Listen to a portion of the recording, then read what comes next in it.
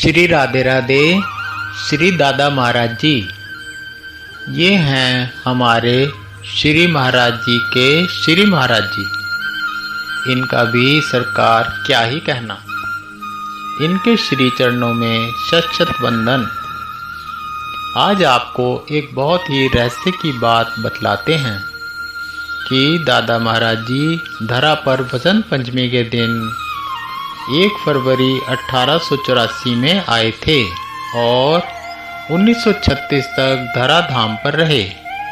सबसे बड़ा अजूबा ये है कि 1936 में दादा महाराज जी ने धरा धाम को त्याग दिया और 1937 में हमारे अति प्रिय श्री महाराज जी का प्रादुर्भाव हुआ।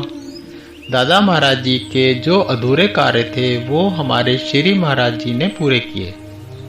हमारे श्री महाराज जी ने कभी भी दादा महाराज जी के सशरीर दर्शन नहीं किए। सिर्फ गाड़ी के सफर में एक झलक ही मिली थी। इस झलक के उपरांत अपना सर्वस्व छोड़कर श्री महाराज जी पूर्ण रूप से भक्ति के समुद्र के आनंद में प्रेम पूर्वक आनंद पूर्वक गहरे गोते लगाने लगे और हम सबको भी उसके छींटे प्रदान करने लगे। एक बार किसी प्रेमी ने श्री महाराज जी से पूछा कि क्या आपको दादा महाराज जी की याद नहीं आती? तो श्री महाराज जी कुछ देर तक मंद मंद मुस्कुराए और थोड़ी देर के बाद बोले, हम उनसे अलग ही कब हुए? उनके ये शब्द पूर्ण रूप से गुरुदेव से उनका जो अपनापन था उससे भरे हुए हैं। यानी कि इन शब्दों में हमारे श्री महाराज जी का अपने गुरुदेव के प्रति प्रगाढ़ अपनापन झलक रहा था।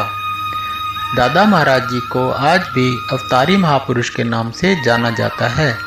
इसका सबसे बड़ा उदाहरण ये है कि जब हमारे श्री महाराज जी अपनी पेशी देने के लिए कोर्ट में नहीं पहुँचे तो दादा महाराज जी ने कोर्ट में पेशी का भुगतान किया था।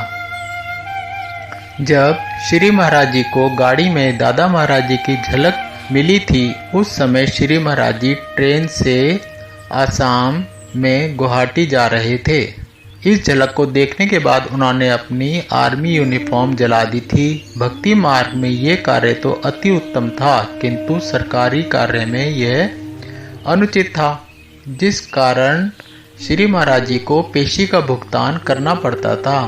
हम अपने दादा महाराज जी के बहुत आभारी हैं जिन्होंने हम सब परिकरों को एक अनमोल रत्न प्रदान किया, जिस रत्न की किरणें तीनों लोकों में छिटक रही हैं, जो बाहरी रूप से शरीर छोड़ने के उपरांत भी हम सब परिकरों के मध्य में स्थित हैं। एक प्यारी सी बात हम आपको बताते हैं कि हमारे श्री महाराज जी अपने गुरुदेव का एक छोटा सा चित्र अपने सिरहाने में हमेशा रखते थे।